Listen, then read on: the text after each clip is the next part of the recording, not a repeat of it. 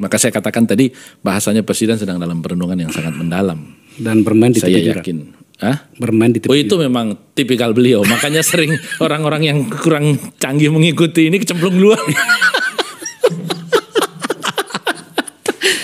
Bro, saya tuh masih pengen bicara soal itu karena gini, oke lah, soal dinasti seperti apa, saya sangat concern di sini, di forum saya ini dan di lembaga yang saya dirikan bersama teman-teman itu, kami mengkajinya sangat dalam. Tapi saya ingin menjawab pertanyaan banyak pihak yang langsung pada objeknya. Dalam hal ini Gibran, kembali lagi ke tadi. Awalnya kan kita selalu mendengar bahwa kalau Mahkamah Konstitusi memutuskan boleh, maka dia dengan Pak Prabowo. Tetapi kita juga mendengar bahwa internal PDIP menghitung itu. Kenapa harus dimanfaatkan orang lain atau dipakai orang lain, lawang kita bisa pakai untuk internal kita. Tapi dengan situasi yang ada, menurutmu gimana bro? Apakah, karena you kan ada di koalisi nih, apakah memang nama Mas Gibran juga itu berpendar atau ada di memorinya Ibu Mega? Sejauh ini tidak. Untuk menjadi calon wakil presiden ya. Karena tadi saya katakan ibu itu seorang politisi klasik yang memegang pola, pattern gitu. Dan pola itu nggak ketemu, nasionalis religius itu. Karena inilah pola Dwi Tunggal yang menjaga Indonesia sebenarnya. Jadi apa yang dilakukan ibu sebagai pola, bahkan secara spesifik ibu itu merujuk ya kalangan tradisionalis yang menjadi warna religiusitasnya gitu. Itu kan sebuah pola mempertahankan Indonesia sebenarnya, dan saya sangat menghargai dan mengapresiasi itu. Dan itu tidak ketemu kalau Mas Gibran. Yang kedua, ibu ini kan tidak suka politisi instan bro. Jadi cara melakukan pemenangan itu juga harus bermartabat begitu, harus elegan begitu. Beda dengan kita punya presiden, karena presiden kita lebih berorientasi yang penting menang. Karena hari ini politik itu harus berbasis market. Market itu maunya apa? Jadi semua memiliki mazhab. Ini persoalan perbedaan mazhab politik. Kita lihat misalnya Mbak Puan itu kan tidak ujuk-ujuk menjadi ketua DPR, menjadi ketua fraksi udah berapa periode silam, dan kemudian menjadi Menko dan seterusnya ya. Artinya dididik.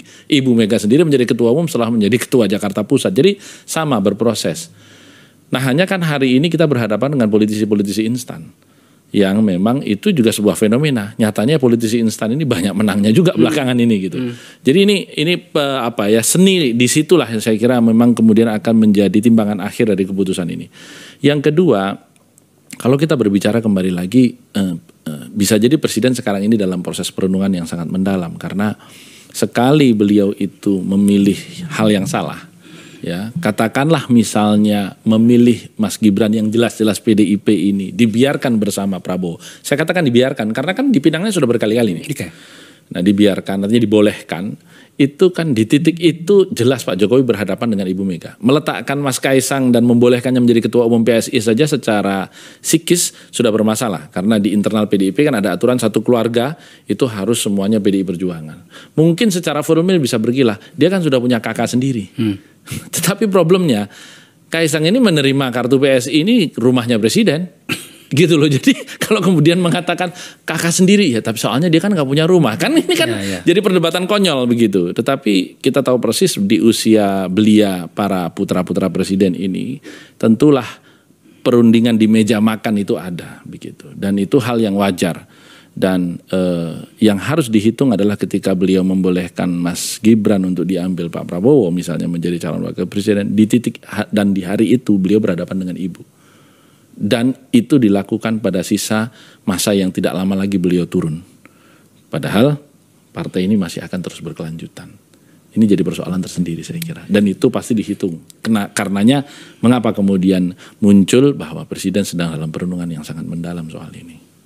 Sejujurnya Anda menjelaskan ini, memori saya terlontar ke banyak waktu yang lalu ya. Ya, 2014 kan waktu. Saya agak saya nggak mau lebay lah, tetapi saya harus menggunakan kata saya agak ngeri membayangkannya ya. Karena akan bersinggungan antara realitas politik, psikologis, budaya dan segala macam itu bercampur jadi satu. Tapi ya oke lah, pada akhirnya kan keputusan harus diambil nih. Betul. Termasuk oleh Pak Jokowi sendiri. Anda sudah mengatakannya tadi, kalau ternyata pada akhirnya Gibran memang harus bersama dengan Pak Prabowo, dan pada saat itulah keluarga Solo, dalam hal ini keluarga Presiden Jokowi berhadapan dengan ibu, itu ya tampaknya memang tak terhindarkan. Tapi menurut Anda kemungkinan itu bisa terjadi? Oh, di politik bisa saja. Jangan lupa bahwa Pak Jokowi itu ketika berangkat 2014 menjadi presiden, saya ingat betul ketika saya ditelepon beliau pada malam yang sama,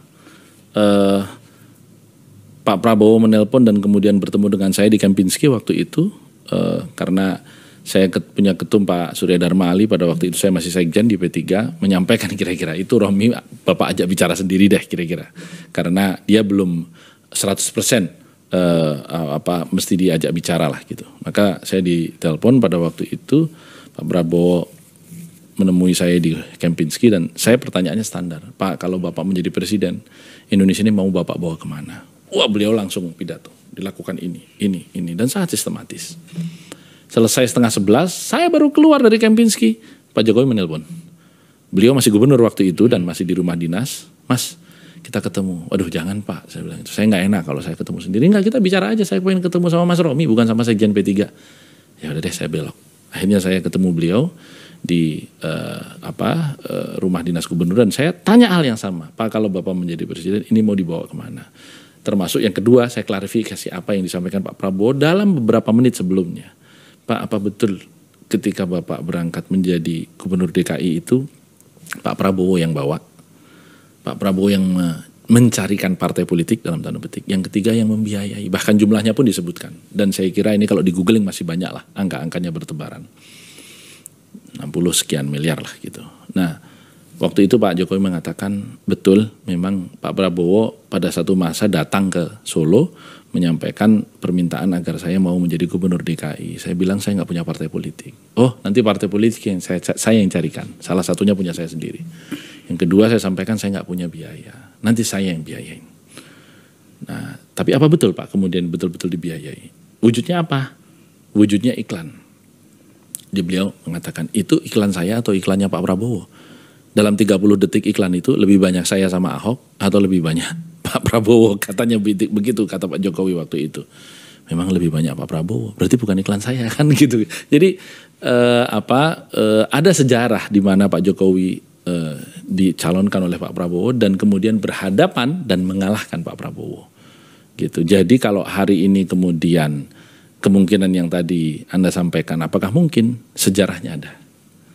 Apakah itu akan dilakukan di penghujung pada masa beliau tidak lagi berkuasa? Karena kan kalau wali kota masih ada gubernur, gubernur masih ada presiden. Ini kan setelah presiden nggak ada lagi, mau apa? Itu dia, karena ke beberapa waktu belakangan ini semakin banyak saya dapatkan informasi bahwa ini nggak zaman nih.